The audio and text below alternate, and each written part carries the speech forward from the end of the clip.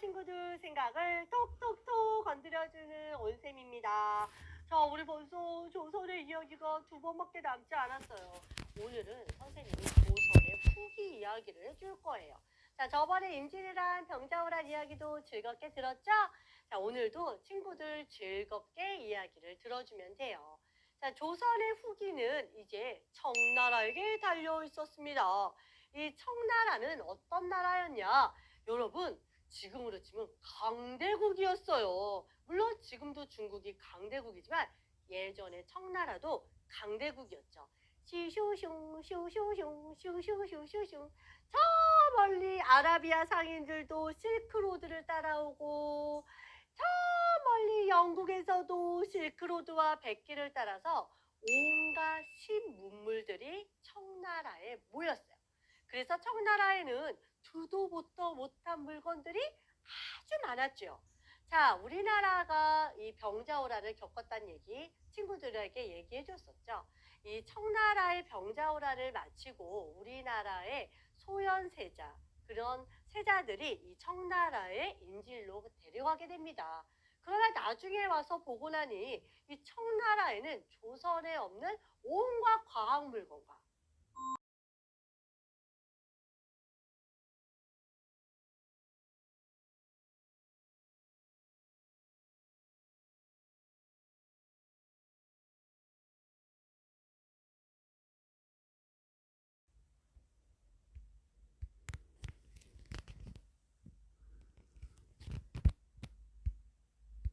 온갖 문물들이 잔뜩 있는 거예요. 다시 말하면 옛것이 아닌 새로운 시대가 열리고 있는 것이 바로 이 청나라에 있었던 것이죠.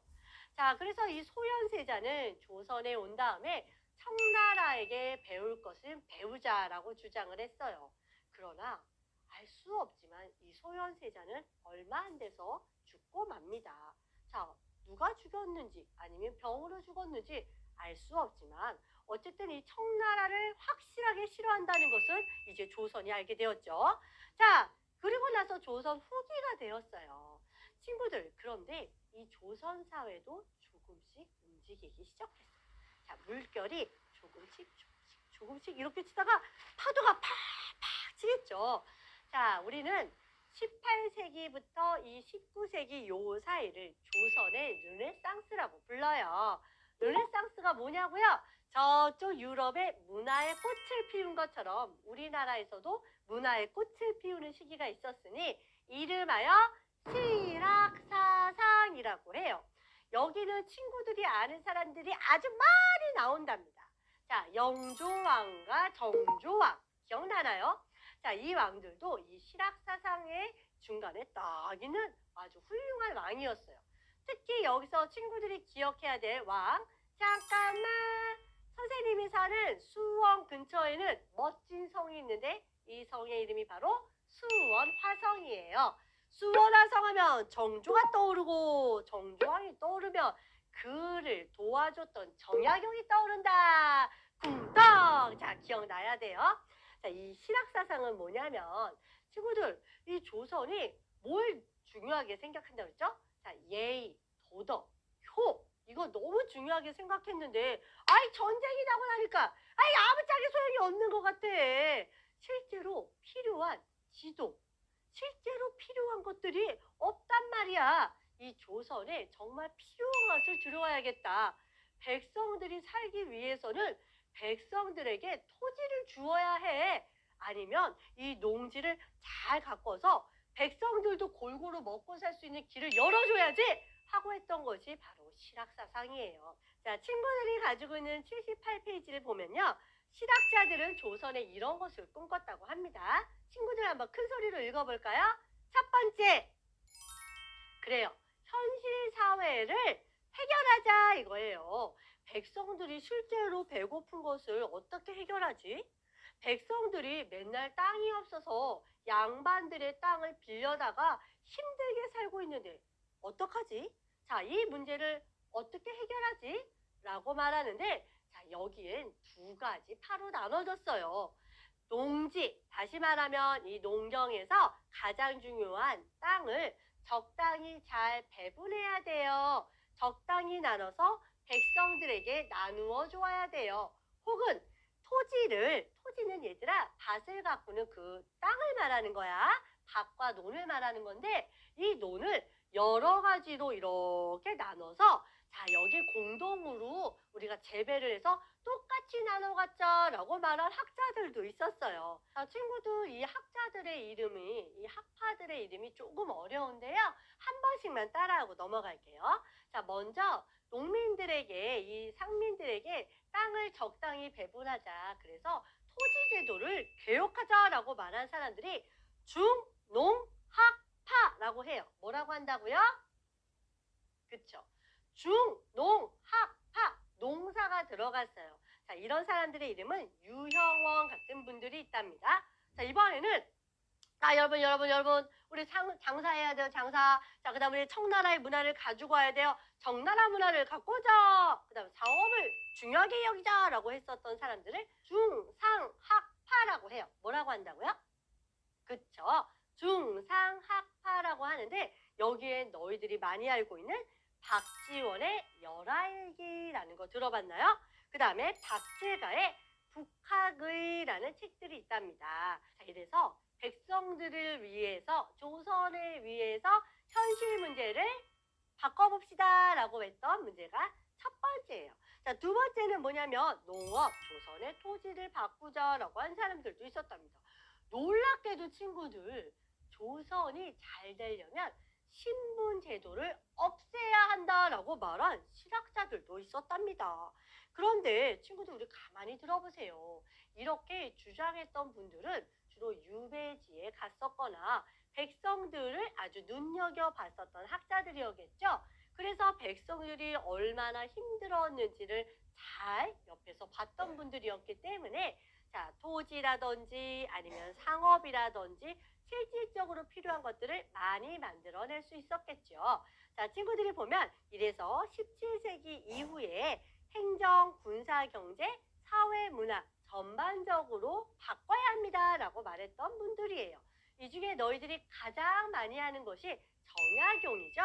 정약용은 실질적인 과학기술을 가지고 왔어요. 그래서 예전에는 성을 하나 쌓으려면 10몇 년이 걸렸어요. 아주 힘들게 사람들이 돌을 아이고 이러면서 하나하나 쌓아야 된대. 우리 정약용이 만든 뭐죠? 거중기는 도르래를 이용해가지고 성을 쌓아서 2년이 조금 넘은 시간에 이 성을 금방 완성할 수 있었답니다. 자, 그리고 또 뭐가 있나요? 목민신처라는 훌륭한 책도 쓰게 되었죠. 자, 친구들 그러면 우리 실학사상에 진짜로 어떤 일이 있었는지 한번 볼게요. 여기 우리 친구들이 79페이지, 80페이지를 보면요. 우리 맨 뒷장에 있는 스티커를 이용해서 붙여보도록 할게요. 18세기 말에는 세계가 움직이고 있었어요. 삐그덕. 자, 이 바뀌는 소용돌이 속에 이 조선도 함께 있었던 거죠. 자, 그런 이 조선이 아주 조용히 움직이는 동안 이 세계에서는 엄청나게 빠른 속도로 움직이고 있었어요. 자, 이제 농경사회에서 점점 물건을 만들어내는 다른 세계로 움직이기 시작했던 거예요. 자, 다른 나라도 어떤 게 바뀌었을까요? 그리고 조선에 어떤 것이 들어왔을까요? 첫 번째는 천주교가 들어왔어요. 천주교는 하느님을 믿는 종교인데 이 하느님을 믿는 종교가 모든 사람은 평등하다고 말해줬어요. 하느님은 여러분을 사랑해요. 여러분은 모두 다 평등합니다. 그런데 이게 조선사회에 맞지 않는 거죠. 조선사회는 엄연히 양반이 있고 중인이 있고 이렇게 상민이 있고 천민이 있는데 어찌 모두 다 평등할 수 있는가 하면서 이 천주교가 조선의 사회를 흔든다고 생각했어요. 그래서 이 서학이라는 책을 가지고 있는 사람은 모두 다 죽음을 면치 못했던 거예요. 자, 그래서 서학책을 붙여주세요. 멀리 영국에서도 실크로드와 백길을 따라서 온갖 신문물들이 청나라에 모였어요.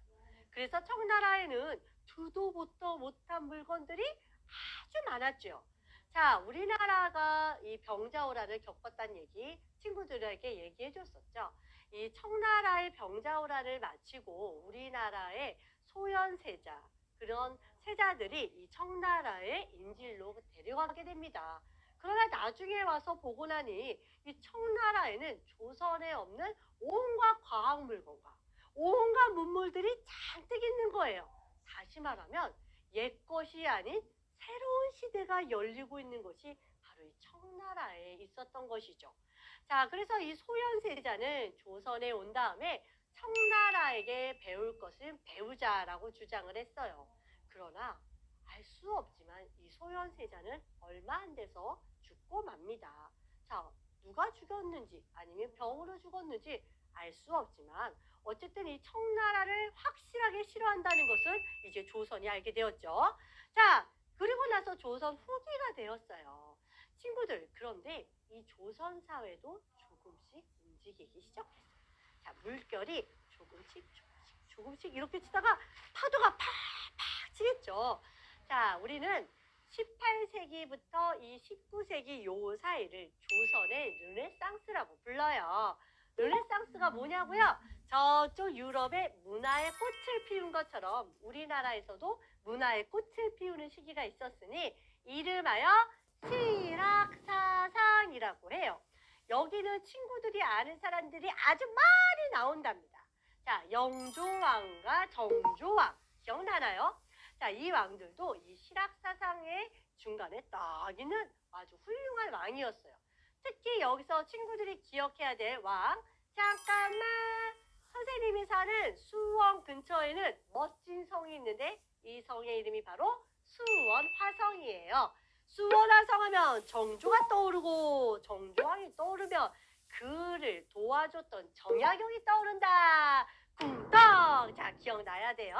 자, 이 실학사상은 뭐냐면 친구들, 이 조선이 뭘 중요하게 생각한다고 했죠? 자, 예의, 도덕, 효, 이거 너무 중요하게 생각했는데 아이 전쟁이 나고 나니까 아이 아무짝에 소용이 없는 것 같아.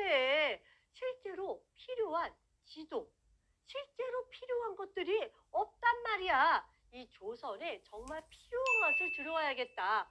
백성들이 살기 위해서는 백성들에게 토지를 주어야 해. 아니면 이 농지를 잘 가꿔서 백성들도 골고루 먹고 살 수 있는 길을 열어줘야지 하고 했던 것이 바로 실학사상이에요. 자, 친구들이 가지고 있는 78페이지를 보면요. 실학자들은 조선에 이런 것을 꿈꿨다고 합니다. 친구들 한번 큰 소리로 읽어볼까요? 첫 번째, 그래요. 현실 사회를 해결하자 이거예요.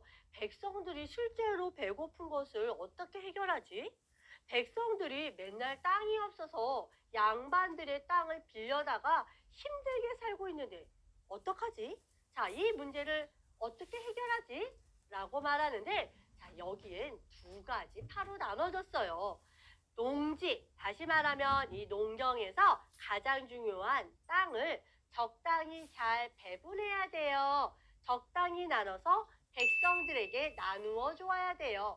혹은 토지는 얘들아 밭을 가꾸는 그 땅을 말하는 거야. 밭과 논을 말하는 건데 이 논을 여러 가지로 이렇게 나눠서 자, 여기 공동으로 우리가 재배를 해서 똑같이 나눠갔자라고 말한 학자들도 있었어요. 자, 친구들, 이 학자들의 이름이, 이 학파들의 이름이 조금 어려운데요. 한 번씩만 따라하고 넘어갈게요.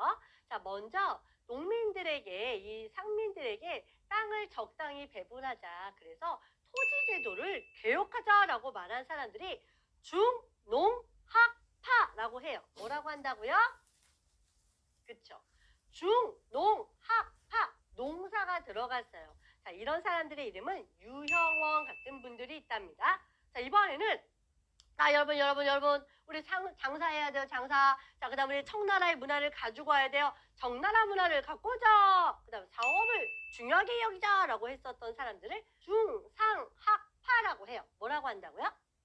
그쵸? 중상학파라고 하는데 여기에 너희들이 많이 알고 있는 박지원의 열하일기라는 거 들어봤나요? 그 다음에 박제가의 북학의라는 책들이 있답니다. 자, 이래서 백성들을 위해서, 조선을 위해서 현실 문제를 바꿔봅시다 라고 했던 문제가 첫 번째예요. 자, 두 번째는 뭐냐면 농업, 조선의 토지를 바꾸자라고 한 사람들도 있었답니다. 놀랍게도 친구들, 조선이 잘 되려면 신분 제도를 없애야 한다라고 말한 실학자들도 있었답니다. 그런데 친구들 우리 가만히 들어보세요. 이렇게 주장했던 분들은 주로 유배지에 갔었거나 백성들을 아주 눈여겨봤었던 학자들이었겠죠. 그래서 백성들이 얼마나 힘들었는지를 잘 옆에서 봤던 분들이었기 때문에 자, 토지라든지 아니면 상업이라든지 실질적으로 필요한 것들을 많이 만들어낼 수 있었겠죠. 자, 친구들이 보면 이래서 17세기 이후에 행정, 군사, 경제, 사회, 문화 전반적으로 바꿔야 합니다라고 말했던 분들이에요. 이 중에 너희들이 가장 많이 하는 것이 정약용이죠. 정약용은 실질적인 과학기술을 가지고 왔어요. 그래서 예전에는 성을 하나 쌓으려면 10몇 년이 걸렸어요. 아주 힘들게 사람들이 돌을 아이고 이러면서 하나하나 쌓아야 된대. 우리 정약용이 만든 뭐죠? 거중기는 도르래를 이용해가지고 성을 쌓아서 2년이 조금 넘은 시간에 이 성을 금방 완성할 수 있었답니다. 자, 그리고 또 뭐가 있나요? 목민신처라는 훌륭한 책도 쓰게 되었죠. 자, 친구들 그러면 우리 실학사상에 진짜로 어떤 일이 있었는지 한번 볼게요. 여기 우리 친구들이 79페이지, 80페이지를 보면요. 우리 맨 뒷장에 있는 스티커를 이용해서 붙여보도록 할게요. 18세기 말에는 세계가 움직이고 있었어요. 이거. 자, 이 바뀌는 소용돌이 속에 이 조선도 함께 있었던 거죠. 자, 그런 이 조선이 아주 조용히 움직이는 동안 이 세계에서는 엄청나게 빠른 속도로 움직이고 있었어요. 자, 이제 농경사회에서 점점 물건을 만들어내는 다른 세계로 움직이기 시작했던 거예요.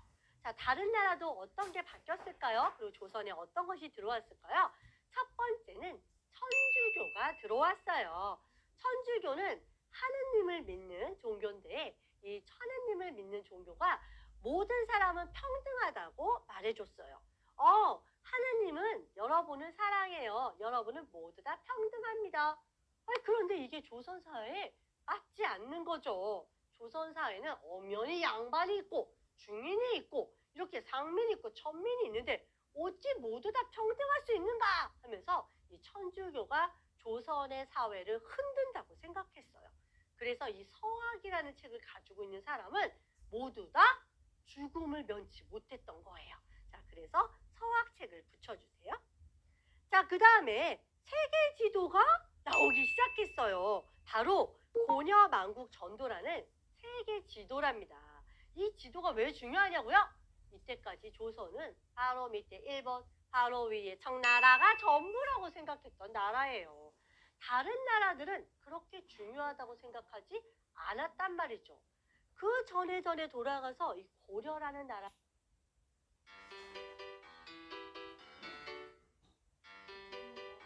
안녕하세요 친구들, 생각을 톡톡톡 건드려주는 온쌤입니다. 자, 우리 벌써 조선의 이야기가 2번밖에 남지 않았어요. 오늘은 선생님이 조선의 후기 이야기를 해줄 거예요. 자, 저번에 임진왜란 병자호란 이야기도 즐겁게 들었죠? 자, 오늘도 친구들 즐겁게 이야기를 들어주면 돼요. 자, 조선의 후기는 이제 청나라에게 달려 있었습니다. 이 청나라는 어떤 나라였냐? 여러분, 지금으로 치면 강대국이었어요. 물론 지금도 중국이 강대국이지만 예전에 청나라도 강대국이었죠. 슈슈슝 슈슈슝 슈슈슈슈슝. 저 멀리 아라비아 상인들도 실크로드를 따라오고 저 멀리 영국에서도 실크로드와 백길을 따라서 온갖 신문물들이 청나라에 모였어요. 그래서 청나라에는 두도 보도 못한 물건들이 아주 많았죠. 자, 우리나라가 이 병자호란을 겪었다는 얘기 친구들에게 얘기해 줬었죠. 이 청나라의 병자호란을 마치고 우리나라의 소현세자, 그런 세자들이 이 청나라의 인질로 데려가게 됩니다. 그러나 나중에 와서 보고 나니 이 청나라에는 조선에 없는 온갖 과학 물건과 온갖 문물들이 잔뜩 있는 거예요. 다시 말하면 옛것이 아닌 새로운 시대가 열리고 있는 것이 바로 이 청나라에 있었던 것이죠. 자, 그래서 이 소현세자는 조선에 온 다음에 청나라에게 배울 것을 배우자라고 주장을 했어요. 그러나 알 수 없지만 이 소현세자는 얼마 안 돼서 죽고 맙니다. 자, 누가 죽였는지 아니면 병으로 죽었는지 알 수 없지만 어쨌든 이 청나라를 확실하게 싫어한다는 것은 이제 조선이 알게 되었죠. 자, 그리고 나서 조선 후기가 되었어요. 친구들, 그런데 이 조선 사회도 조금씩 움직이기 시작했어요. 자, 물결이 조금씩 이렇게 치다가 파도가 팍팍 치겠죠. 자, 우리는 18세기부터 이 19세기 요 사이를 조선의 르네상스라고 불러요. 르네상스가 뭐냐고요? 저쪽 유럽의 문화의 꽃을 피운 것처럼 우리나라에서도 문화의 꽃을 피우는 시기가 있었으니 이름하여 실학사상이라고 해요. 여기는 친구들이 아는 사람들이 아주 많이 나온답니다. 자, 영조왕과 정조왕 기억나나요? 자, 이 왕들도 이 실학사상의 중간에 딱 있는 아주 훌륭한 왕이었어요. 특히 여기서 친구들이 기억해야 될 왕, 잠깐만, 선생님이 사는 수원 근처에는 멋진 성이 있는데 이 성의 이름이 바로 수원화성이에요. 수원화성 하면 정조가 떠오르고 정조왕이 떠오르면 그를 도와줬던 정약용이 떠오른다. 쿵떡! 자, 기억나야 돼요. 자, 이 실학사상은 뭐냐면 친구들, 이 조선이 뭘 중요하게 생각한다고 했죠? 자, 예의, 도덕, 효, 이거 너무 중요하게 생각했는데 아이 전쟁이 나고 나니까 아이 아무짝에 소용이 없는 것 같아. 실제로 필요한 지도, 실제로 필요한 것들이 없단 말이야. 이 조선에 정말 필요한 것을 들어와야겠다. 백성들이 살기 위해서는 백성들에게 토지를 주어야 해. 아니면 이 농지를 잘 가꿔서 백성들도 골고루 먹고 살 수 있는 길을 열어줘야지 하고 했던 것이 바로 실학사상이에요. 자, 친구들이 가지고 있는 78페이지를 보면요. 실학자들은 조선에 이런 것을 꿈꿨다고 합니다. 친구들 한번 큰 소리로 읽어볼까요? 첫 번째, 그래요. 현실 사회를 해결하자 이거예요. 백성들이 실제로 배고픈 것을 어떻게 해결하지? 백성들이 맨날 땅이 없어서 양반들의 땅을 빌려다가 힘들게 살고 있는데 어떡하지? 자, 이 문제를 어떻게 해결하지? 라고 말하는데 자, 여기엔 두 가지 파로 나눠졌어요. 농지, 다시 말하면 이 농경에서 가장 중요한 땅을 적당히 잘 배분해야 돼요. 적당히 나눠서 백성들에게 나누어 줘야 돼요.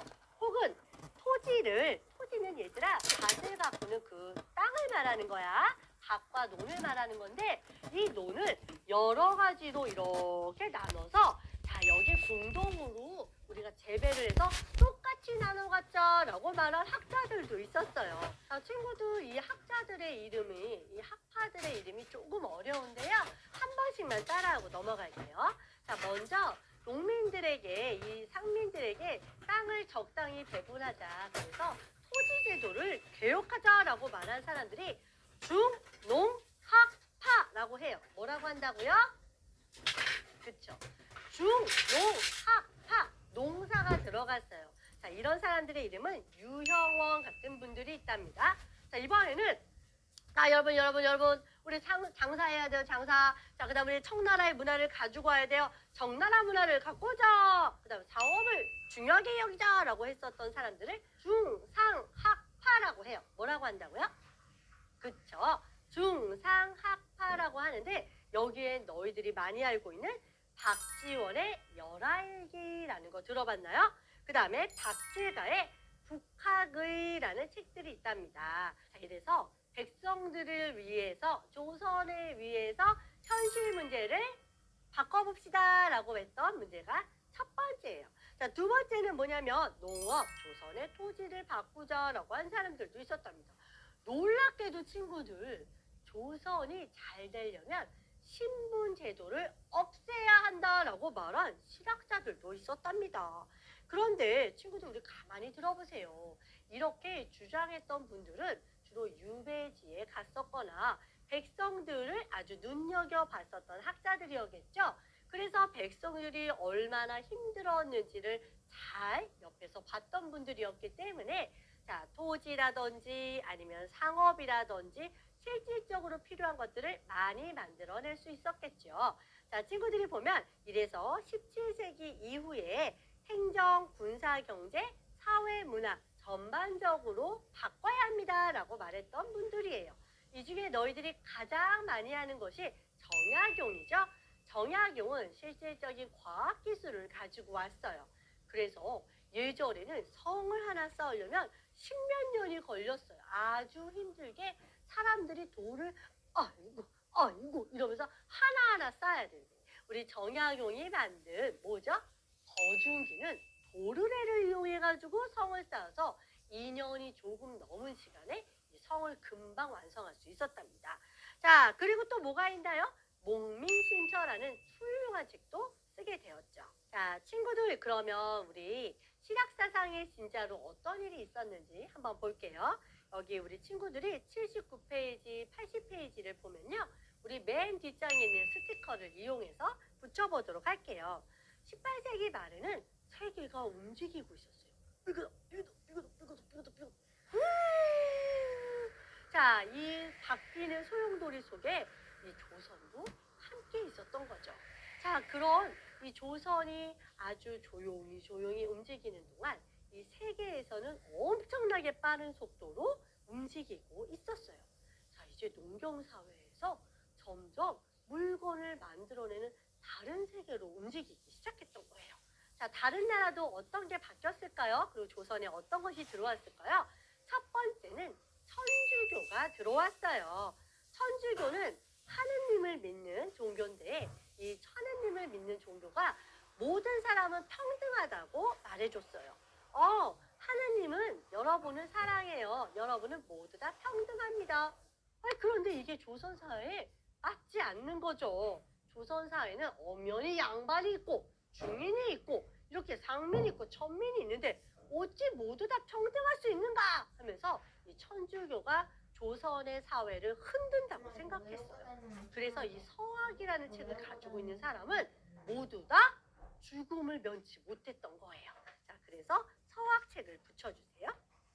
자, 그 다음에 세계 지도가 나오기 시작했어요. 바로 고려만국 전도라는 세계 지도랍니다. 이 지도가 왜 중요하냐고요? 이때까지 조선은 바로 밑에 일본, 바로 위에 청나라가 전부라고 생각했던 나라예요. 다른 나라들은 그렇게 중요하다고 생각하지 않았단 말이죠. 그 전에 돌아가서 이 고려라는 나라만 해도 저 영국에서 고려의 청자를 알아볼 정도로 다른 나라가 있다는 것을 알았는데 이 조선이라는 나라는 다른 나라의 문화를 싫어 하고 배척하는 바람에 다른 나라에서 무슨 일이 있었는지 몰랐던 거죠.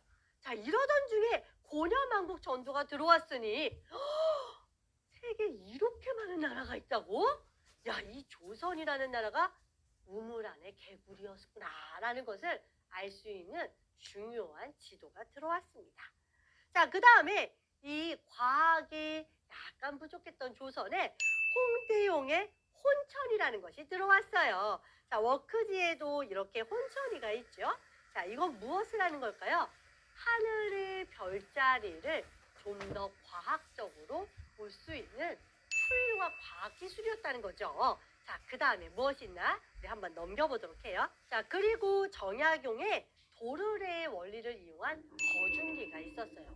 수원화성에 보면 여러분 수원화성은 유네스코에 등재되어 있는 우리나라의 자랑스러운 유적이랍니다. 자, 여기에 가면 성이 굉장히 아름답게 쌓여져 있다는 걸 알 수 있는데요. 이 훌륭한 성을 2년이 조금 넘은 시간에 지었다고요? 자, 이건 정말 대단한 일이었어요. 바로 정약용이 도르래를 이용한 건데 이 도르래가 왜 중요했냐고요? 선생님 이거 이렇게 잡아당기는 거 왜 몰라요? 자, 친구들 우리 구석기부터 지금까지 모든 것은 없는 것을 발명한 것이 중요한 게 아니에요.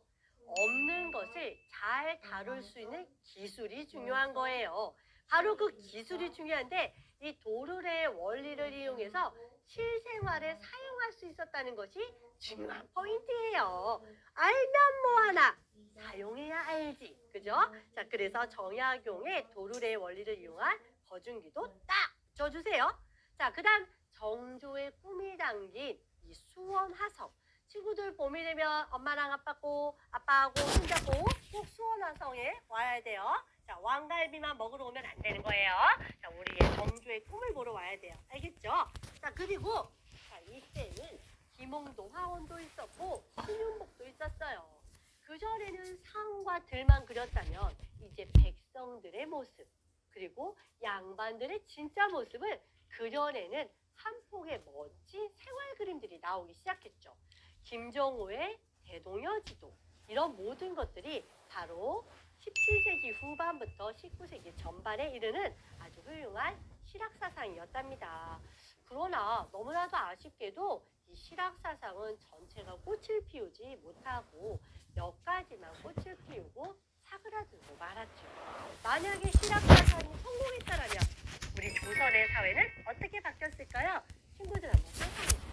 자, 이러한 조선의 멋진 실학 정치가 있었음에도 불구하고 못 살겠다! 조선 바꾸자! 하는 게 있었으니 이것이 바로 조선을 무너뜨리게 만드는 세도 정치였어요. 이 세도 정치는 순조부터 철종왕까지 약 60여 년 동안 지속되었다는 거 아니에요. 60년간 이 백성들이 엄청난 고통에 시달렸던 시간이기도 했습니다. 자, 이것은 어떠한 특정한 가문이 왕 대신 왕 노릇을 하는 거죠. 마치 여우가 호랑이 역할을 하는 거랑 똑같은 거예요. 자, 아주 재밌는 얘기를 들어볼까요? 자, 여우가요, 호랑이 새끼를 야, 너는 애기 새끼니까 내가 너 대신 왕 노릇 해줄게 하고 여우가 호랑이 탈을 쓰고 나라를 다스린 거랑 비슷해요. 자, 왕이 아주 어린 왕을 이 조선의 왕으로 앉혀놓고 그의 외가댁에서 마치 왕처럼 이 왕을 이렇게 허수아비처럼 만들어 놓은 정치예요. 그러니 얼마나 권력이 다른 곳으로 갔겠어요. 사람들은 왕이 아닌 이 안동김 씨, 풍양조 씨, 다시 안동김 씨 60년 동안 사람들은 돈을 주고 권력을 사기도 하고요. 돈을 주고 높은 자리를 사기도 했어요. 자, 내가 이 금덩어리를 두고서 아이고 우리 아들 취직 좀 시켜주십시오. 그래요. 자, 그 2만 원 금덩어리를 받고 우리 아들을 사또에 딱 앉혀놨어요. 자, 이 사또는요. 너무 쉽게 권력을 차지하니 백성들에게 틈만 내면 세금을 내라고 하는 거예요. 그러니 백성들이 얼마나 힘들었겠어요. 이 동안에 삼정문란이라고 해요. 왜 삼정문란이냐면요. 짜자잔! 조선엔 3가지 세금을 내는 방법이 있어요. 하나는 곡식으로 내는 거예요. 그런데 곡식을 이렇게 하는 거예요. 곡식을 아무 때나 내라고 그래요. 자, 그리고 자, 먹을 게 없어요. 그러면 곡식을 이만큼 빌려주고 이만큼 갚으라고 그래요. 이런 날도둑놈이 어딨나. 그런데 이만큼의 쌀도 모래도 들어가고 흙도 들어가고 먹을 수 없는 쌀을 주는 거예요. 그러니 백성들은 죽을 만큼 힘들었겠죠. 자, 빌려가지 않은 사람한테는 억지로 빌려줬어요. 아, 너 이거 한 번 더 먹어. 한 번 더 먹어 빌려주고 이만큼 이자를 가져가 내라고 하는 거죠. 자, 삼정문란의 하나. 두 번째는 군포라는 게 있어요. 군포는 뭐냐면 이 군사들이 입는 옷을 직접 백성들이 세금으로 내는 거였어요. 그런데 이 군포를요, 군인이 될 사람들한테 걷는 것이 아니고요. 죽은 사람들한테도 내라고 그랬어요. 야, 너네 얼마 전에 저기 죽었지? 그 사람 것도 내놔. 그리고 심지어 응애 태어난 애기. 응애 태어났는데 너 나중에 군인 될 거잖아. 내놔. 자, 그리고 도망갔어. 세금을 못 내서 도망가면 친척들 아니면 그 이웃들한테 너 이 도망간 사람 옆집에 살았으니 다 내놔 하고 군포를 무리하게 내라는 것도 있었답니다. 자, 없어도 내시오, 다 내시오 이렇게 하니까 이 삼정문란 사이에 백성들이 죽을 만큼 힘들었겠죠. 그러니 이 백성들을 의지할 데가 없었어요. 그러니 어떤 것을 믿어야 됐을까요? 미륵신앙 같은 게 생겼어요. 미륵신앙은 뭐냐면 다시 올 세상을 기대하는 거예요. 나는 이제 이 시대에 더 이상 기대할 것이 없으니 부처님께 기도해서 다음 생에 더 좋은 것으로 태어나게 해주십시오 하고 빌거나 아니면 동학사상 같은 거 모두 다 평등의 이런 사상 이런 거에 빠져들게 된 거죠. 이러면서 한편으로는 봉기를 들자! 자, 봉기는 뭐냐면 선생님이 예전에 얘기했죠. 지렁이도 밟으면 끈적거린다. 그래서 백성들이 도저히 못 살겠다. 자, 모두 다 일어나서 봉기를 들자! 와! 이러면서 우리 홍경래의 난 같은 게 생긴 거예요. 자, 친구들, 선생님이 힌트 하나. 고려시대 때 개성은 상업지구라고 아주 중요한 지구라고 말했죠. 자, 여기에 있었던 사람들은 상업을 중요시 여겼기 때문에 조선사회처럼 공부를 많이 했었던 사회에서는 이 혜택을 많이 못 누렸어요. 그래서 가장 먼저 봉기를 든 것이 바로 이 개성, 그러니까 개경에 있었던 홍경래의 난이랍니다. 자, 친구들, 여러분들이 만약에 세도 정치에 살고 있다. 그럼 여러분은 어떻게 하실 거예요?